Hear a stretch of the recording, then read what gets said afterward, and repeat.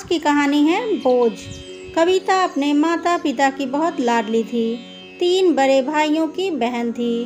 कोई भी चीज़ मांगने पर उसी वक्त सामने हाजिर हो जाती। पूरे घर में रौब था उसका। पूरे परिवार और नौकरों पर राजकुमारी की तरह हुक्म चलाती थी कविता। स्कूल में भी पूरा रौब था उसका। बड़े घर की लाडली जो थी, ऐसे ही उसने कॉलेज में दाखिला लिया। उसके ठाट बाट, बड़ी गाड़ी में आना जाना, हर दिन नया फैशन देखकर हर कोई उससे दोस्ती करना चाहता था। थोड़े ही दिनों में उसके बहुत सारे दोस्त बन गए।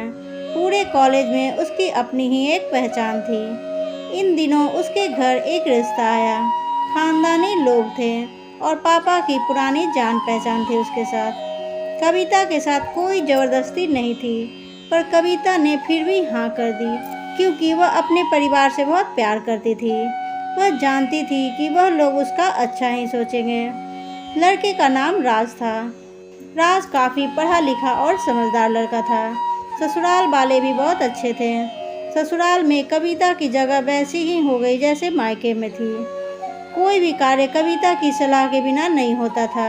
सबकी लाडली बहू बन गई थी वह। फिर उसके घर एक बेटे का जन्म हुआ। राहुल कविता को जान से प्यारा था। पोता पाकर ससुराल वाले तो फूले नहीं समाते थे। कविता कभी कभी सोचती कि उसकी किस्मत कितनी अच्छी है। उसका हर अपना उसे कितना प्यार करता है। चाहे जीवन में कैसा भी समय आए, मेरे अपने हमेशा मेरे साथ हैं। मैं कभी अकेले नहीं हो सकती। कितनी खुशकिस्मत हूँ मैं। पर शायद कविता की खुशियों को उसकी अपनी ही नज़र लग गई थी। एक दिन वह मायके जाने की जिद कर बैठी। राज को बहुत काम था, लेकिन वह फिर भी उसे ले गया। रास्ते में उनकी गाड़ी अन्य गाड़ी से टकरा गई। कविता, राज और राहुल बुरी तरह जख्मी हो गए। काफ़ी दिनों के इलाज के बाद राज और राहुल तो ठीक हो गए, लेकिन कविता पूरी तरह ठीक न हो सकी। सर पर चोट लगने के कारण वह अपनी आंखों की रोशनी खो बैठी। अब कविता की किस्मत जैसे उल्टे पांव चलने लगी। मायके वाले कुछ दिनों तक उससे मिलने आते रहे, फिर कभी कभार फ़ोन ही करके पूछ लेते कि अब कैसी हो। धीरे धीरे ये सिलसिला भी कम हो गया। ससुराल वालों की सहानुभूति भी कम होने लगी। घर में किसी को पास बैठने के लिए कहती तो जवाब मिलता, बहुत काम है, अब तुम भी हाथ नहीं बटा सकती। राज भी चिड़चिड़ा हो गया था। बस राहुल ही था उसके साथ, जिसके साथ हंसते खेलते उसका वक्त गुजरता। एक दिन कविता के हाथ से कुछ सामान गिर गया, जिसकी वजह से राहुल को हल्की सी चोट लग गई। कविता के सास ससुर ने राहुल को उससे अलग कर दिया कि कहीं उसके न देखने की वजह से बच्चे का कोई नुकसान न हो जाए। कविता अंदर से टूट चुकी थी। एक दिन उसने सबके सामने मायके जाने की इच्छा रखी तो राज उसे तुरंत मायके छोड़ आया, जैसे कि वह यही चाहता था। लेकिन राहुल को उसके साथ नहीं भेजा गया। कविता कभी राहुल से दूर नहीं रही थी, पर अपनी कमी के कारण उसने ज़्यादा बहस नहीं की। कविता को लगा कि वह 3-4 दिन वहाँ रहेगी तो थोड़ा हवा पानी बदल जाएगा, क्योंकि वह कितने दिनों से कहीं भी बाहर नहीं गई थी। घर वाले भी इतने दिनों के बाद उसे देखकर कितने खुश होंगे। कविता के घर पहुँचते ही सब लोग बहुत खुश हुए। खाने में सब कुछ कविता की पसंद का ही बना था।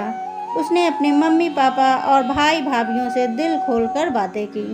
उनके छोटे छोटे बच्चे भी बुआ के साथ घुल मिल गए थे। रात को सोने के वक्त जब वह कपड़े बदलने लगी तो उसे पता चला कि उसका बैग तो बहुत भरा हुआ था। वह सब समझ गई। वह बहुत उदास हो गई। कुछ दिनों तक तो सब ठीक रहा, फिर जैसे सब बदलने लगा, सबका व्यवहार बदल रहा था। वह लोग जैसे थक चुके थे उससे। सब लोग घुमा फिरा कर पूछने लगे कि राज कब आ रहा है उसे ले जाने। वह बहाना बना देती, जबकि वह जानती थी कि उस घर में अब उसके लिए कोई जगह नहीं। कविता से चलते वक्त कुछ न कुछ नुकसान हो जाता।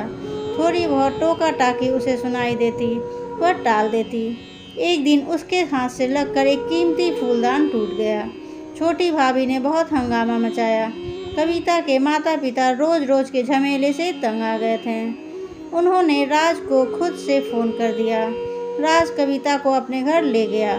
कविता को अपने परिवार वालों से ये उम्मीद न थी, जिस कविता के कहे बिना घर में एक पत्ता भी नहीं हिलता था। उस घर के लिए अब वह बोझ बन चुकी थी।